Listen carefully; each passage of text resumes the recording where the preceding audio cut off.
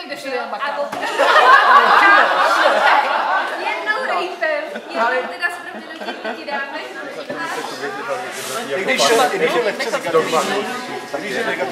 Přijdu k mamince, sednu si k televizi vedle ní, najednou prd, že jo, chlap chlapovi takhle dává mluvítka a říká, jaká je podle vás nejkrásnější stavba gotická v Čechách? Říkal, vy si všichni asi myslíte, že chrám svatého Víta, ale ne, to je Bára. Teď já jsem úplně odskočila. A já říkám, mami, to bych chtěla vidět, to už tam nejedeš. Říkám, víš, mami, já nevím, teď jsem byla pryč. Já se ještě rozmyslím. A to by to nevadilo. V pátek, já tam nebudu spát, ale jenom tam jsou holky, jedou bradla. Klidně jeď, mě je fajn. A já ani nebudu chodit ven, že je vedro strašný a polehávat. Říkám, já si to ještě rozmyslím. Druhý den přijdu do laborky, zvednu oči a toho bylo 22. v pátek a to bylo svatý Magdalén. Další, že jo, indicie. Říkám, ty vole, já tam asi pojedu. Ne, ještě potřebuju jedno, jsem mu řekla, jako, říkám, ještě potřebuju jedno. Hele, druhý den volala Petruška, že posílala jsem kamion z Milána, že to zabalili, že tam budou nějaký starožitné věci, co tady budou skříň, nějaký věci. A že nějaký potraviny a že to tady sem přijedu, kolik mám vzít peněz, aby jsme zaplatili té firmě za ten kamion. A Peťa říká, ještě tam prosím tě je pro Dana Hrabala, protože říká, tak je to jasný. Takže oni bydlejí asi 25 minut od Marašicích, od Kutní Hory. Říkám, tak jo, tak už mám důvod, takže jedu.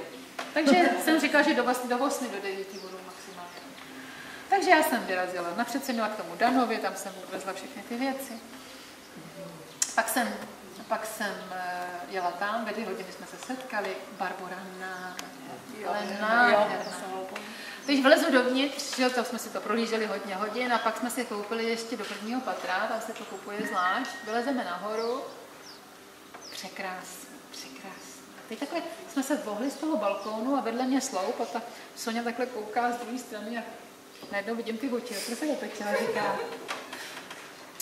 Ivanko, udělej zázrak. No to je něco na mě, viď. Říkám, jo, jak si představuješ? Říkám, ať zahrajou ty varhany. Tak jsem udělala schválně takový zakaboněný ksik. Říkám, co pak ty nevíš, že smíš tvořit jenom pokoru.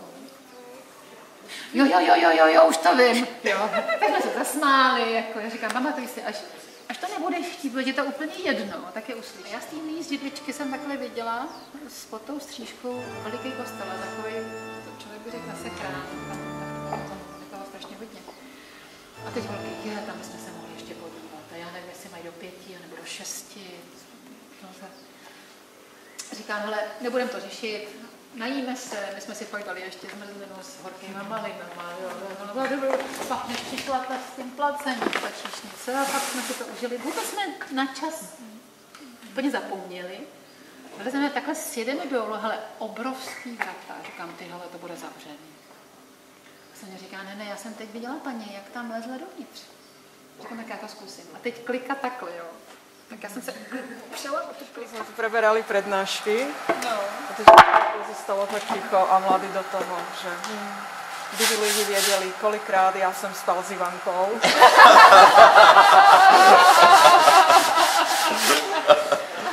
To si měla natočit. Natočila jsi to. Ať uděláme radost. Dílo je dovršeno, už točit nemusím. Jo, hotovo. A on potom přijel. Byl takový zamaklej.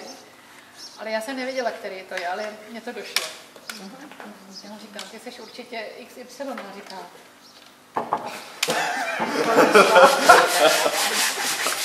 Říkám, mě to došlo, tak mě také do toho sedíš, ale já jsem moc jsem to těšila. A říkám, co se na mě těšila?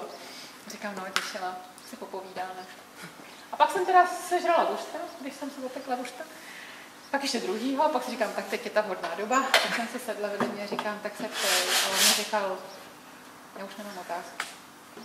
Jenom tady viděl ty lidi, jak tady běhali, jak jsme byli obyčejní, že si na nic nehrajeme a že... A to bylo to fajn. To bylo to nejkrásnější, co by mohl dát. A včera napsal, že už to doposlouchal za ten týden, všechno tak asi zřejmě, a říkal, že tam viděl obyčejný lidství. A to, že ho sklidnilo. A to je fajn, to je nejlepší, co můžete dostat od člověka, který ještě váhá, který hledá, který možná zažil nějaký zklamání, nějaký takový třeba, jo, směrem od černý do bílý magie. To je pak nejbližší, že jo, samozřejmě. A to je příjemný. Toho si hrozně vážím.